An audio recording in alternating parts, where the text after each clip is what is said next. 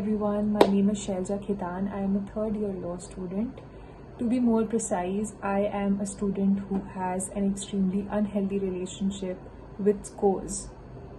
Before I dive into this video, I want to tell you what is it that inspired this video. I recently had my midterms about 2 weeks ago. In that, I sat for a paper called Family Law, and after that paper, I was crushed. There was this question with respect to Muslim inheritance, and it had mathematics in it.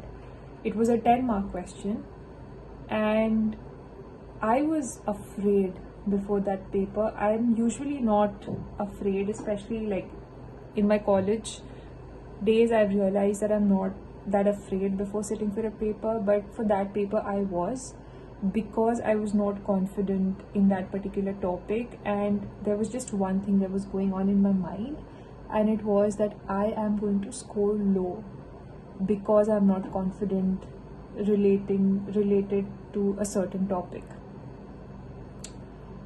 I solved that question, it was right. But then in the last 5 minutes, because I was so underconfident about that my mind flipped, because I was so worried about my score, my mind, it just snapped, and in the last 5 minutes, I literally cut the entire thing. I resolved the whole thing, and I made a huge mistake in the beginning of the question itself, which means I am probably going to score about 2 or 3 in that question, because in law school, generally you do not get a 0. If you have the entire thing wrong, you are going to get like 2 or 3 out of 10. Teachers do that. And I want to make this video. This is very personal, by the way. I want to make this video because I feel like I owe this to my audience, because I make these videos where I showcase the productivity, the productive days that I have. I showcase all this hard work and all of that. But you have to know that behind all of that, there are a lot of things going on mentally. So I want to tell you how all of that began, at least how I think all of that began. So I remember back in hostel, even before that, so till 6th grade, I was studying in my hometown. Then post that, I went to a hostel in Siliguri. So you have to know one thing about me, that I am somebody who has just been like this for as long as I can remember. And I've always been so under pressure with respect to scores that the signs were evident even when I was a kid, right? So I'll tell you how I think all of this got even more intense. So much so that I'm struggling with it even today. I know for a fact that I'm going to struggle with it for some time now, but I'm working on it. But I'll tell you how I'm working on it towards the end of the video. So in my hostel, we used to have these hostel tests, right? And our hostel tests were curated in such a manner that everybody knew that whoever sits for the presidency hostel test, presidency was the name of my hostel, they are bound to score really well in the school tests, right? So we used to prepare, the presidency hostlers, we used to prepare a lot for our hostel tests. And it was in my 7th grade that I realized the kind of appreciation that good scores can bring you, right? Because before that, I was at my home, and I knew that it was my parents appreciating me if I scored good and all of that. But it was when I went to the hostel that I realized that quite literally 100 people are going to appreciate you if you score well. They're going to count on you, they're going to come to you, they're going to congratulate you on the staircase, just randomly anybody. You haven't even had a conversation with that person and they're going to congratulate you. That's how it worked, right? So for my hostel tests, I used to study a lot, right? But then, and I used to score well. There were many times when I scored full on full as well. But I was never happy with it. You know, I was so scared of hostel tests even after scoring really good marks. I'll give you an example. So it was our tuition teachers who prepared the tests, right, according to their respective subjects.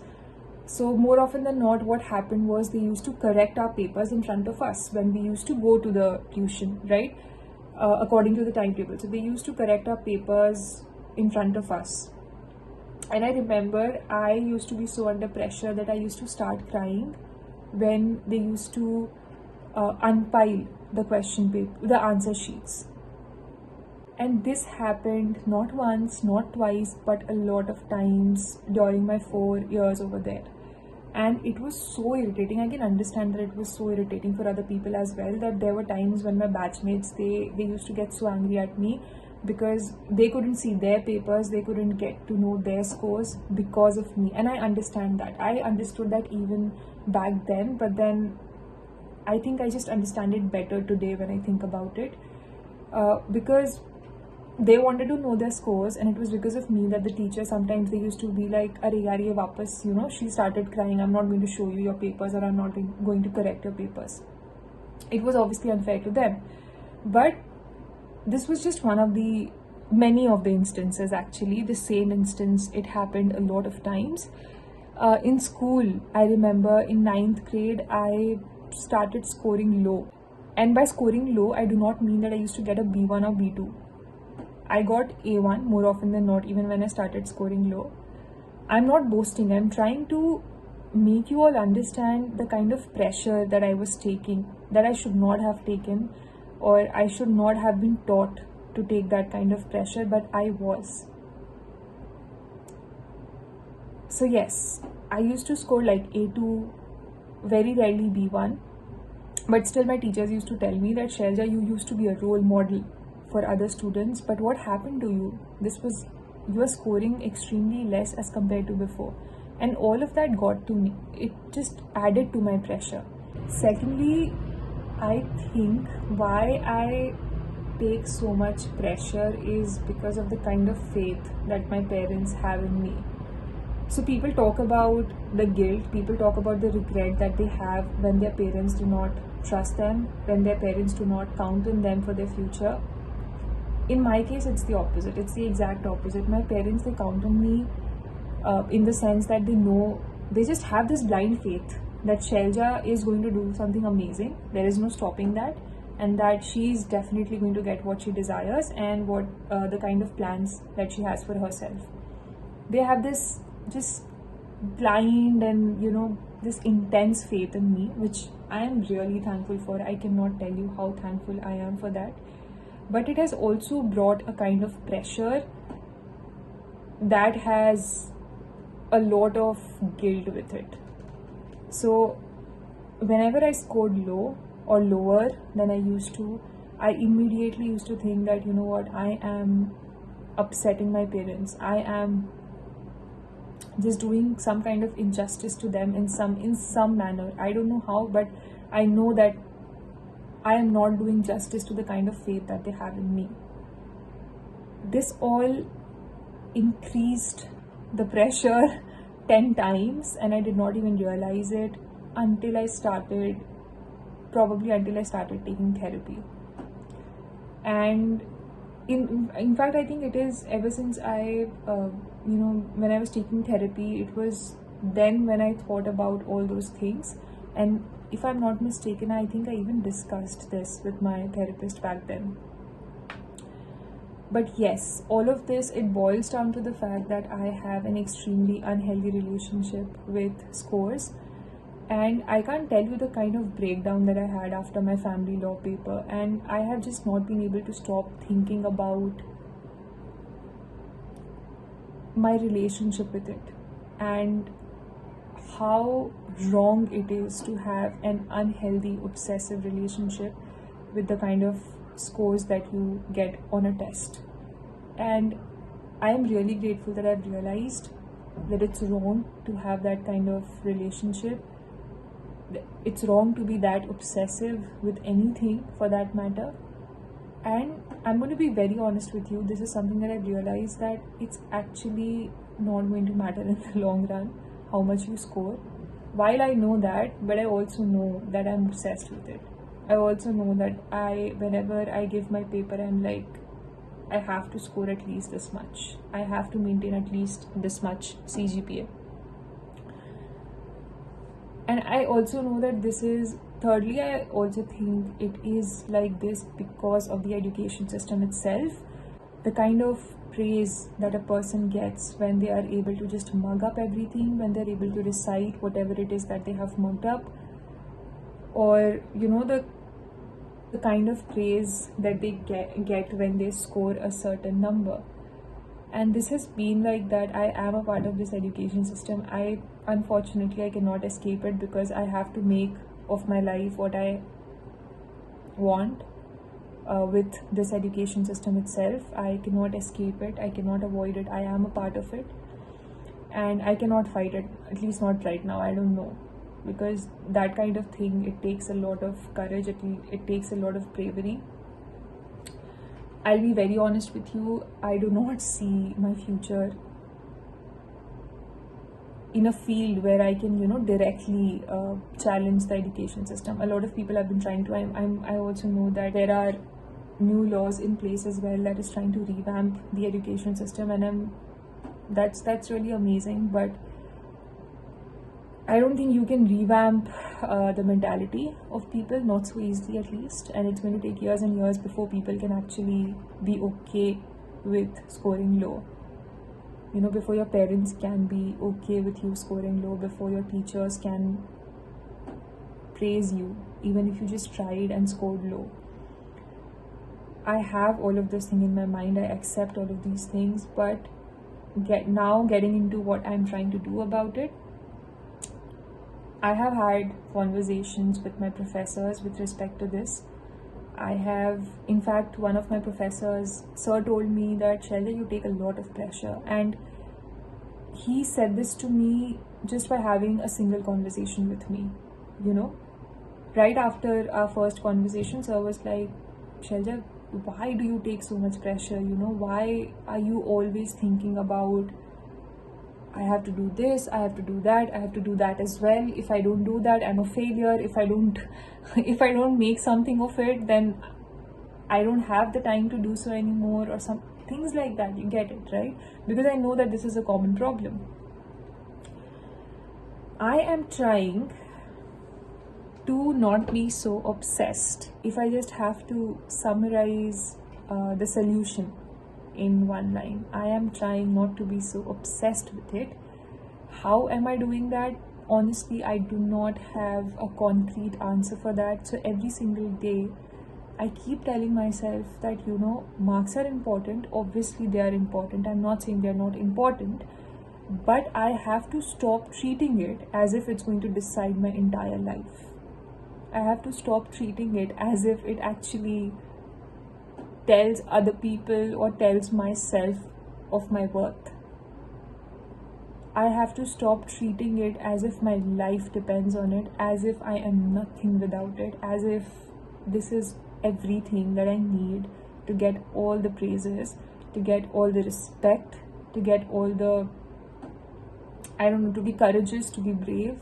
I have to stop treating it like that. It is simply a number that is important, but only to a certain extent. So this is something that I keep telling myself. And secondly, I try and talk about it with especially my professors, the professors that I count on. Unfortunately, I don't think it's going to be a lot of help every single time talking to your professors, because you have to understand that they are also a part of this education system.